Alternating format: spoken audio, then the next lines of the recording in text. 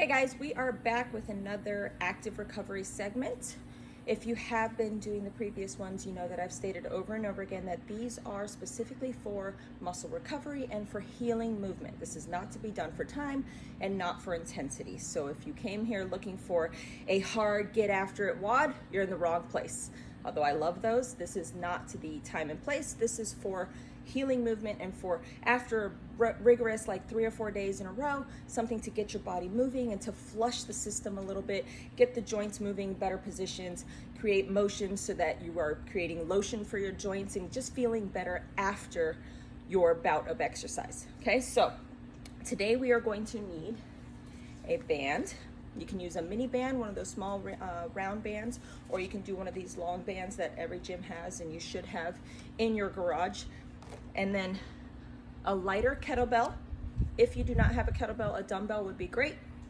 And then maybe a slightly heavier load, like kettlebell, a plate even, but something that will force your body to create some tension in it. So something on the little heavier side. If you don't have to have a weight, grab yourself some luggage or a heavy duffel bag, something that you can hold on to that will challenge your system to fight against, okay?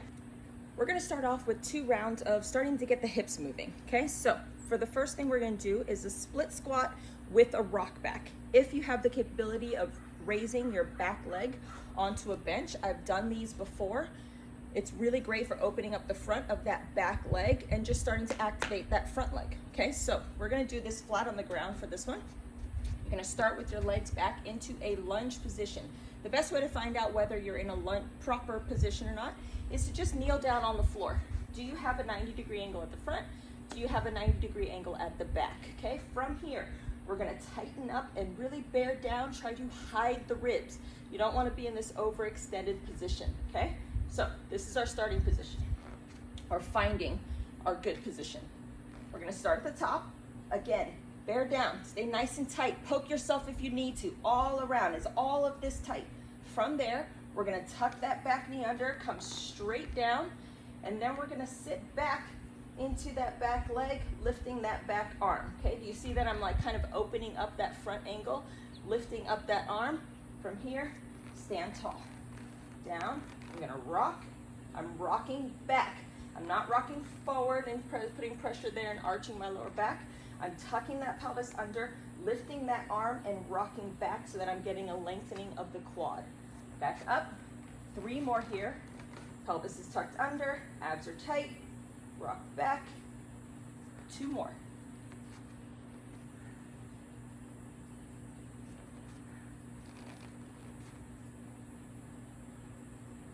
Beautiful. So now we're gonna switch sides. I'll just turn around. You'll notice that I'm quote unquote barefoot. I would be completely barefoot if the floor wasn't so hot, but I have socks on because when I'm doing movement like this, I wanna see how I'm engaging with the floor, okay? I wanna challenge those muscles to get a bit stronger. Obviously, when we're running around and doing a lot of high intensity running, jumping, barbell cycling, we don't go barefoot, but any chance you can get to actually teach your body to engage with the floor and for you to feel whether you are engaging properly with the floor, you wanna take it, okay? So, chest up, abs tight, 90 degree at the bottom, tuck that pelvis under, rock back. Good, and back up.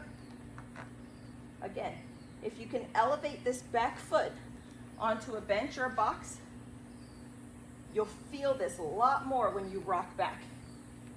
It might be a little too advanced, and if you don't have one, it's just not necessary. Keep that pelvis tucked under, sink back. Good, 5 of those. So now we're gonna do an adductor rock back. We're gonna start opening up the inside of the leg. I want you on your hands and knees. We're gonna kick one leg, knees are directly underneath your hips, hands are directly underneath your shoulders. We're gonna kick one leg straight out to the side with a flat foot, okay, so that it lengthens that leg out. From there, chest out towards the floor, sticking your tailbone straight out so that we are arching the lower back a bit. I want you to rock back. As you rock back, you're gonna wanna tuck under your pelvis. Try to resist that, especially those of us that are tighter. I have fairly flexible hamstrings and looser legs, so it's not as much of a problem for me, but as you rock back, you're going to want to tuck your pelvis under. Try to resist that. Okay, so we'll switch sides. I'll do it from this way. Just 5 of those. Again, a flat foot, long leg, chest out towards the floor, tailbone straight back, rock back. 5 reps.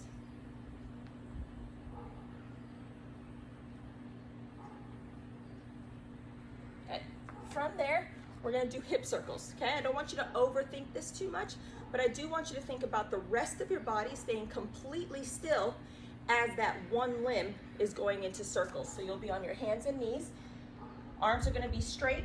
This stable leg is gonna stay nice and still. Abs are gonna be tight, and you're gonna take your hip out and around through a range that it can completely control. So we're not just rocking and rolling, going crazy. The rest of your body has to stay completely still, and we're gonna do this for 5 reps. Last one. Very good. Other side, okay? Into the elbow first, out wide. Tuck that hip under or the knee under as you come back around. Again, don't overthink this. Just go through a nice range that you can control without pushing into any pain or discomfort. Good. All right, so we're gonna go through each of those, one more round. So 5 reps of each. Starting with the split squat, chest high, abs tight, poke yourself if you need to. Sitting down, arm lifts up, sink back.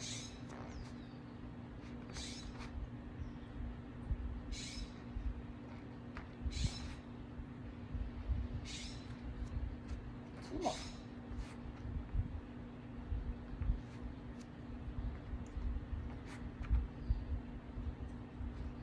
Other side. Poke, poke, poke, stay tight.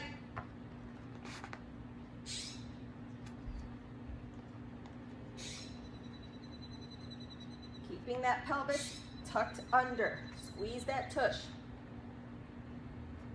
2 more.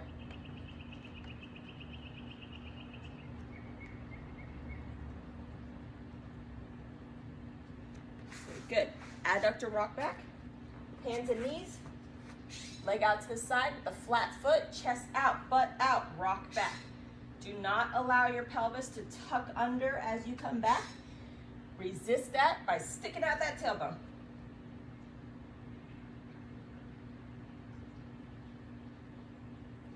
Last one. Other side. Make sure your foot is flat, chest out, rock back. 5 repetitions.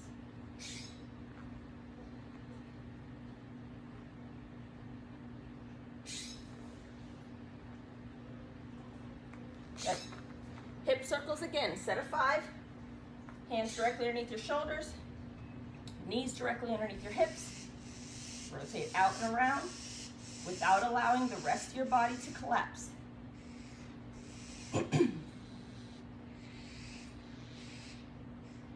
Last one. Other side.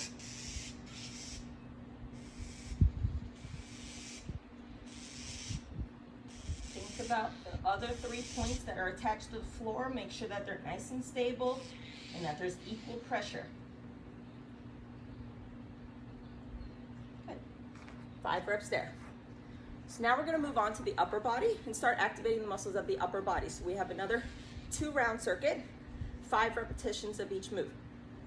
First thing we're going to do is a spinal rotation with a banded pull apart. Okay, so you want to get enough resistance that there is some there, but not so much that it resists you from going all the way through this full range. If you find that it's too tight and you can't get back that far, loosen up the resistance a little bit. So we're going to lay down on our side.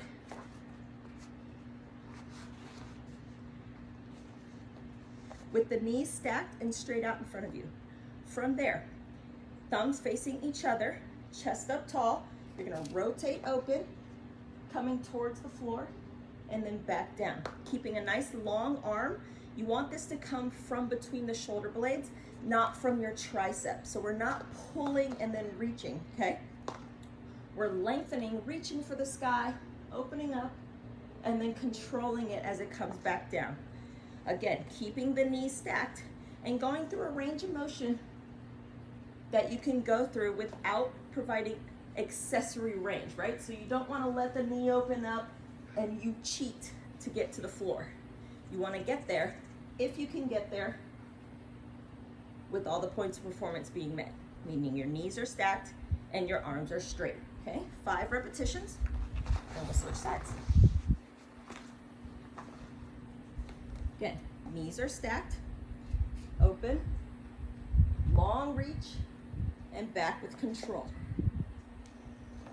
You also want to make sure that you keep this straight line. You're going to feel like you want to come down here in order to reach the ground. Try to resist that and stay in a nice long line from hand to hand, completely straight. Last one.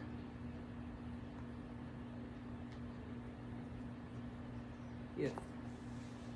So now we're going to go scapular push-up to a down dog. We're starting to activate the shoulders and making sure that we have a nice, tight, active position of the shoulders, okay? So scapular push-ups, hands directly underneath your shoulders again. Into the top of a push-up, you're gonna let the shoulders sink down, okay? This is all happening in the shoulder blade, nothing at the elbow, okay? We're not bending the elbows whatsoever. And then you're gonna push all the way up and out, really separating those shoulder blades at the top. From there, I want you to push into a down dog position. Again, actively pushing the floor away. You're not sinking down. I want you to push. When you come back, you should still be in that very active position. Sink down, push up, reach. 3 more. Again, very active here. Down, up, reach. 2 more.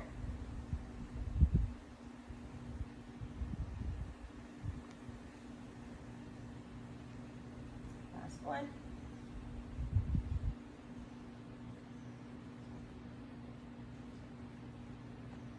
Good. All right, so we'll do 5 more each side of the spinal rotation with the pull apart. So again, knees stacked, thumbs face each other. Keep those knees stacked as you reach far away from you, rotating the torso. 5 reps.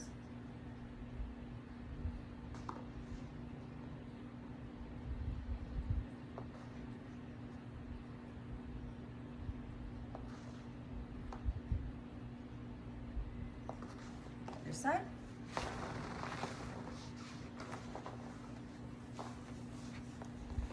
Long reach, knees stacked. Straight line between hand to hand.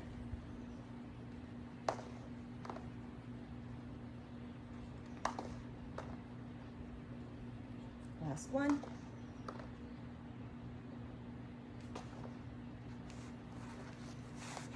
So now we're going to do the scapular push-up to down dog, another 5 repetitions. Again, hands directly underneath your shoulders.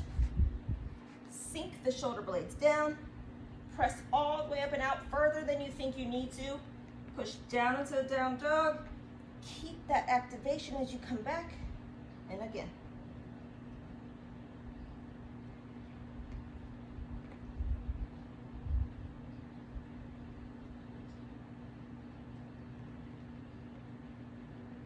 Two more.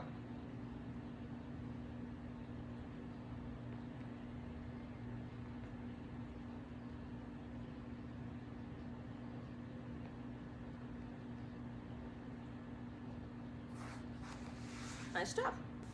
Okay guys, next thing we're gonna do is a 4 exercise circuit for 4 rounds. First thing we're gonna do is a bottom up press. Now this is meant to be slow and controlled under a manageable load and more for stability, core stability, shoulder stability than it is for strength, okay? So when you do the bottom up press, you wanna hold the kettlebell down by your side. Make sure that you get a nice tight grip and that you're wrapping that thumb around that first finger. From this position, you're gonna flip it up and hold tight. You'll see that the rest of my body controlled and caught that kettlebell. Now there is a chance to grab it, get it situated, get it stable, and then slowly let go. I found that if you hold it down by your side and you get into this nice grip position, it will set you up for success for when you flip it upside down, okay? Now, my starting position is gonna be about 90 degrees. I want my elbows straight out. I wanna pin that shoulder down so that my lat is nice and engaged, okay? If you have it risen up or if you have your elbow out wide, you're gonna find that it's gonna be challenging to control that load. So we wanna make sure that we pull that shoulder down, get that elbow locked out in front, and now the rest of your body is incredibly engaged so that you can give your arm a fighting chance. If the rest of your body is loose, this arm doesn't stand a chance of being able to control it because now it has to worry about what's going on with the rest of your body. So tighten up, receive that kettlebell. From there, as you reach up, think of pulling that shoulder down, okay? As you come back down, think of pulling that elbow down, okay? So we're not gonna let it rise up like this. If you have some trouble with your pressing patterns, this will help to fix it. And since we're doing single arm, you'll be able to figure out which arm needs a little bit more help or a little bit more attention paid to. Okay, so down by your side, we're gonna do 6 repetitions, chest up, abs tight, flip it up from here. Press, control as you come back down. You'll notice my shoulder is staying away from my ear. I have the other arm out. You'll see that it's parallel to the floor. If you find yourself moving that arm, you're making up range and you're compensating for some type of deficiency that you might have or some type of lack of range of motion that you might have. Okay, 6 repetitions. We're gonna switch, chest up tall, flip it up, arm straight. The rest of my body is nice and tight. Control as I come back down. I'm pulling that elbow down. Using my lat to pull the shoulder, pull the elbow down. 3 more reps.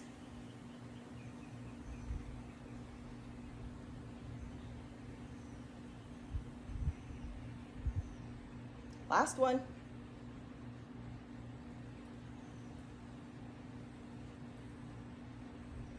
Beautiful. Good. So now we're going to do a single leg stance. We're going to hold this for 20 seconds.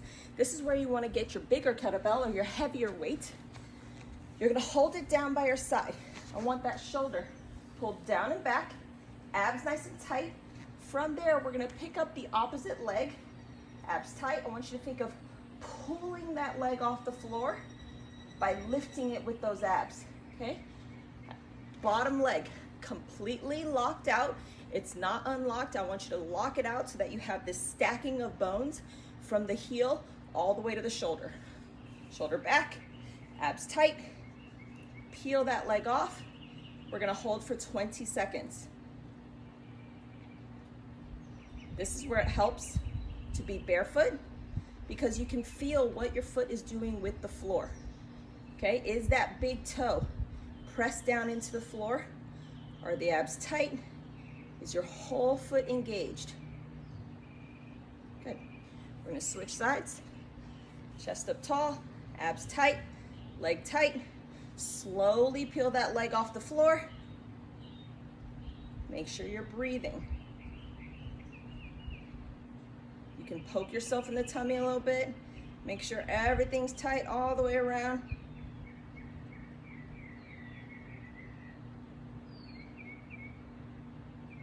And rest. Good. Okay, so we're gonna go back to that smaller kettlebell, that smaller weight, and we're gonna do a bent over row. But what I want you to do is get into this long lunge position. Okay, we want the back leg completely locked out, and we want this long line all the way from the shoulder to the heel. We're really loading up that front leg, and we're really activating that extension mechanism down the posterior chain. So I want everything nice and tight from the shoulder blade down through the heel. From there, we're gonna do a row. So whichever leg is back, that arm has the weight. Roll those shoulders back, load that front leg. I have a lot of weight on that front leg. We're gonna pull the elbow down and back. Slow and controlled, nothing else moves.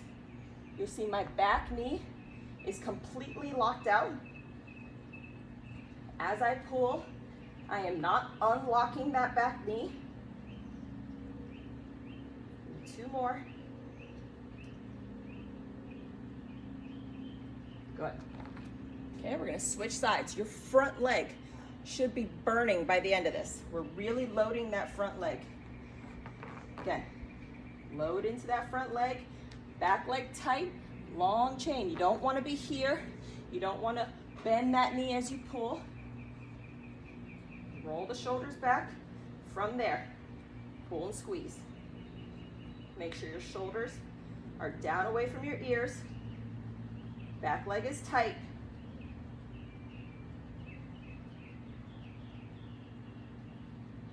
Two more. You'll notice the other arm is staying tight as well, not just relaxing there. Good. Okay, and now we're going to do a 20-second squat hold with our arms reaching up towards the ceiling. Okay?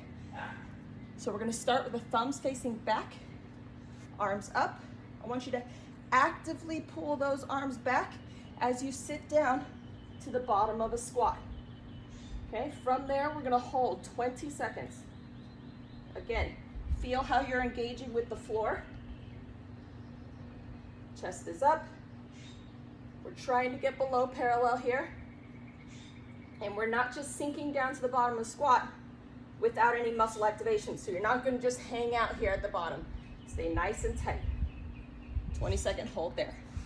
We're going to go through that circuit 3 more times, starting with the bottom up press. Okay, 6 repetitions each. Down by your side, flip it up.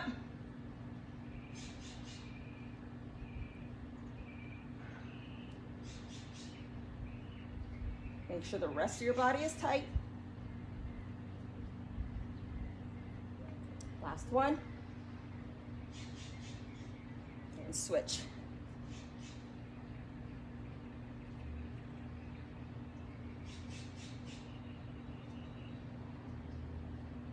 It helps to spot. Again, this is balancing. Last one. Beautiful. Onto the heavier load for a 20-second single leg stance. I'm gonna hold down by your side, lifting up the opposite leg, abs nice and tight, 20 seconds.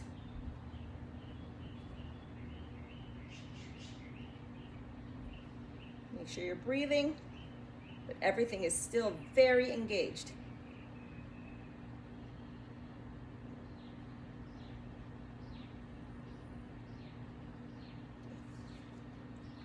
Other side. Deep breath.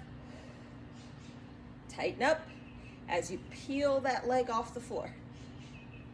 Upper back is tight, abs are tight. Keep a nice tight grip on the kettlebell. You want it into your palm, not loosely in your fingers.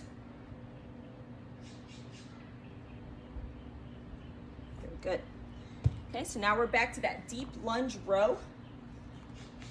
Again, loading that front leg, long reach with that back leg, tighten up that quad so that that leg is completely locked out. Roll those shoulders back, set of 8. Again, a tight grip. That handle is deep into my palm. Switch. Long reach with that back leg. Pull tight in the shoulders.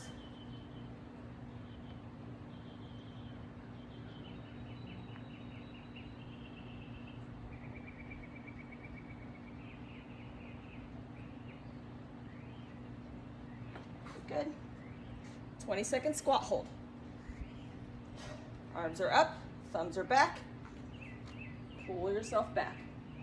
Down, pull the arms back, sinking down into that squat, keeping your head up.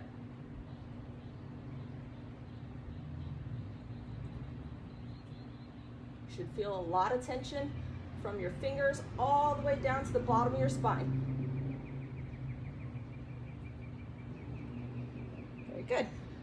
We have 2 more rounds. Deep breath, set of 6. Flip it up.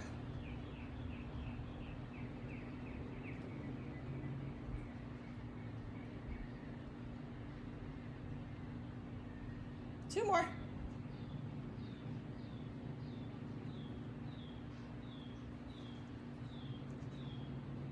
Nice and tight, get set first.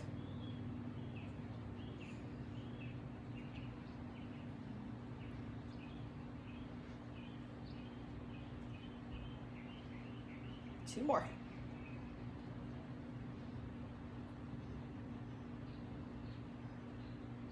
Very good. On to the single leg stance. 20 seconds. Tight grip, shoulder back, abs tight.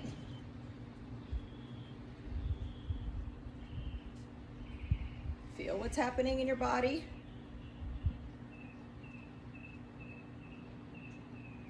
Are you creating as much tension as you possibly can? Switch. Deep breath. Nice and tight. You'll find one side feels a little more natural than the other. That's completely normal. It just lets us know that one side might need to be dosed an extra set. So on our last round, we're only going to do one side of each of these, and I want you to do whichever side feels the weakest. So again, that deep lunge, bend over row, long line all the way from the shoulder to the heel, both shoulders pulled back for a set of 8.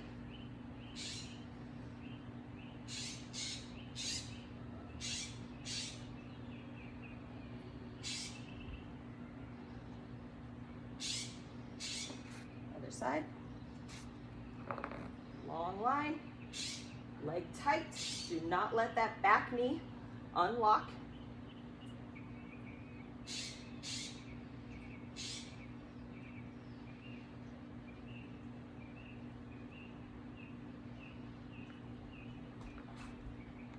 And then the 20-second squat hold.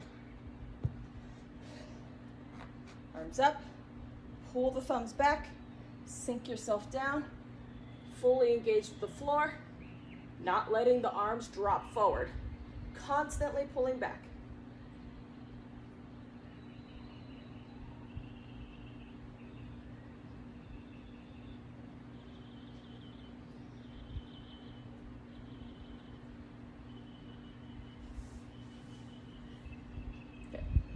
Okay guys, so this is our 4th and final round. I want you to pick whichever side feels weakest or most unstable, and that's the only side we're gonna do on this last round. So for me, that was my left arm. So one set of 6 on just one of your arms. Put up.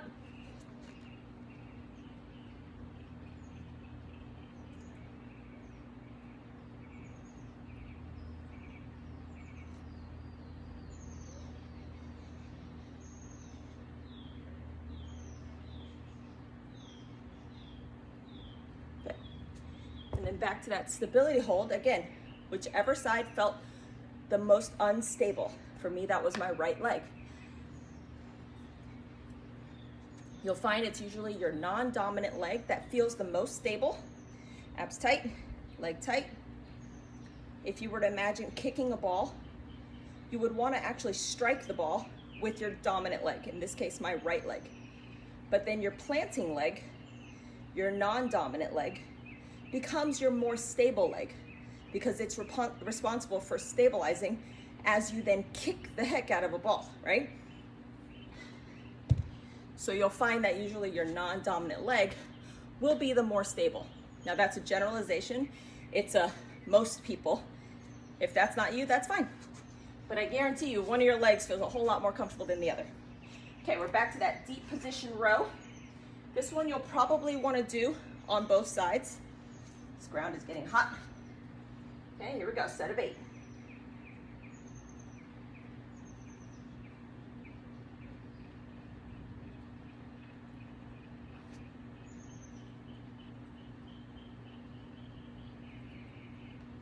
Had to take a little break there because, this ground is getting hot. Okay, here we go.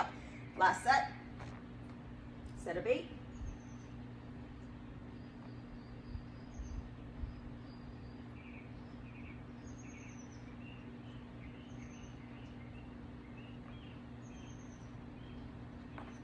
And we have our last 20-second squat hold. Arms up, thumbs back, chest tall, abs tight. Pull yourself down into the squat, keeping those arms lifted.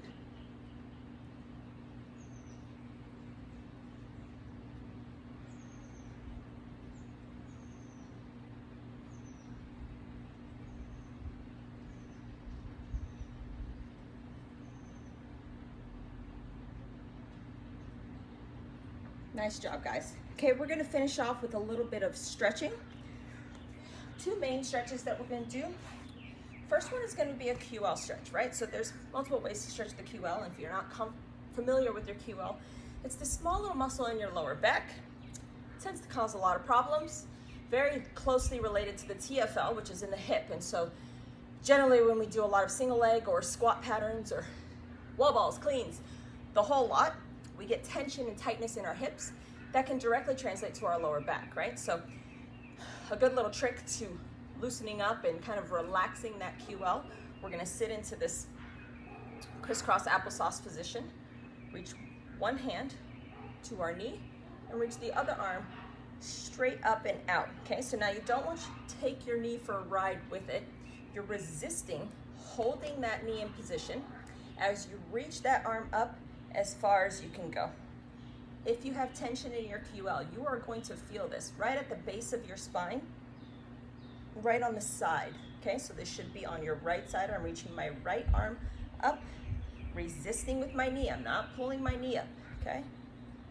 We're gonna breathe through this, okay? Deep breathing. As you exhale, just try to reach a little bit. Again, get to the point of discomfort, but certainly not pain. You'll probably find that one side feels a little bit more zingy than the other side. Again, completely normal. We tend to have one dominant side and one stronger, one more coordinated, one more stable. Good. We're gonna loosely release that, but towards the other side. Again, resisting the knee, reaching up and out. This is certainly my more comfortable side.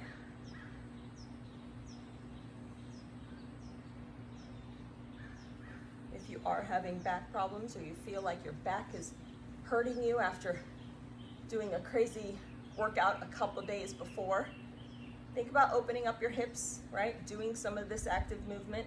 Motion is lotion, so you definitely don't want to just let it sit there. You want to move it around, you want to use it, especially if there was no trauma, right? There was no point where you were like, holy crap, I just hurt my back.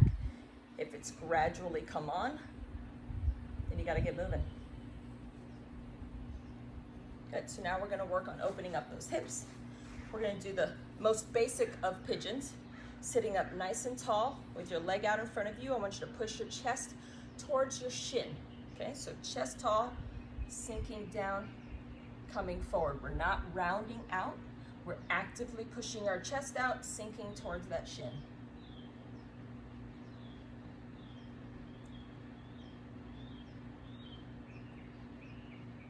From there, you're gonna walk your hands over, turn towards your knee, and then again, come down.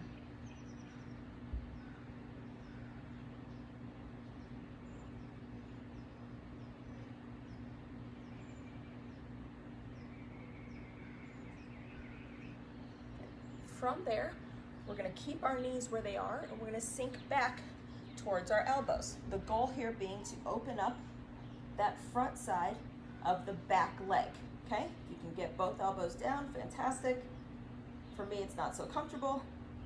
Again, this is a range that a lot of people are lacking, especially when we do so much squatting and we're doing a lot of external rotation. We need to also have the capacity to go into internal rotation as well. Make sure you're breathing, you're trying to sink down into the ground.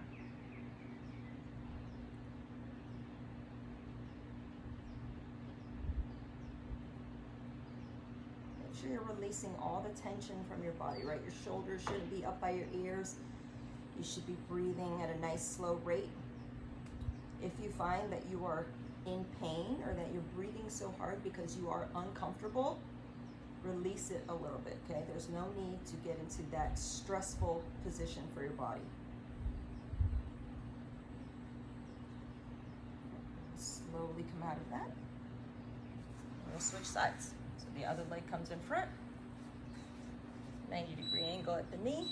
Flex the ankle. Chest up. Coming straight forward. Again, do not allow the shoulders to round out. You want to press your chest out towards your shin.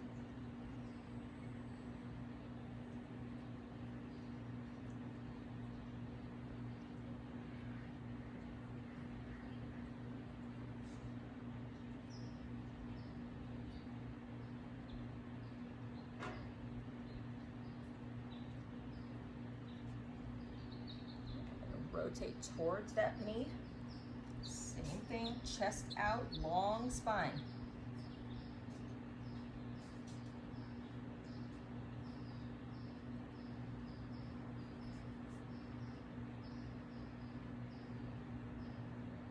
Keep breathing.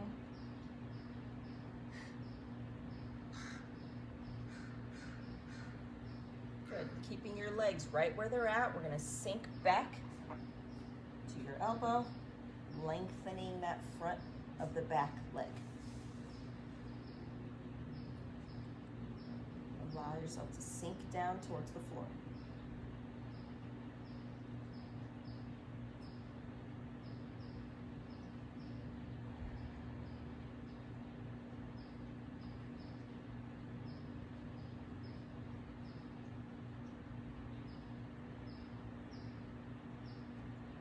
Deep breathing.